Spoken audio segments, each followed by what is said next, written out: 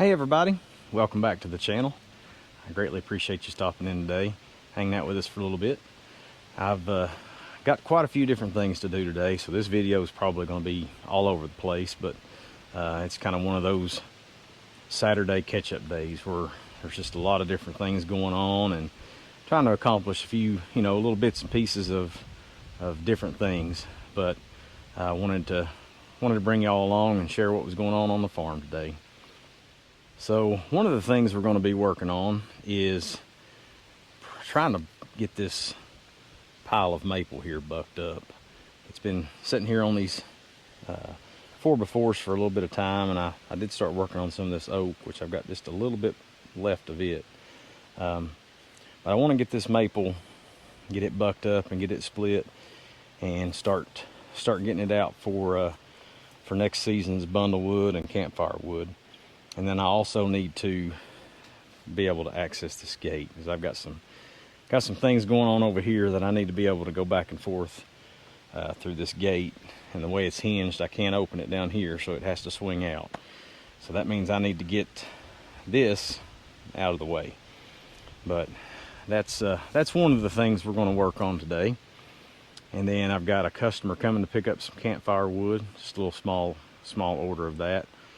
And then I've got the sawmill bed painted up. Everything's done on it, and I'm ready to bring it over and get it over there where it's going to live. So I want to get that in the dry and get that kind of situated and see what that's going to look like, and then go from there. That way, as soon as I get done with the sawmill head, I can bring it over here, set it on the bed, and start making some cuts to see how this is going to go. But I hope you stick around today. Like I said, this may be kind of all over the place, but it's just kind of what I've got going on today. And like I said, it's just the weather's good, so it's a Saturday catch-up day. So stick around.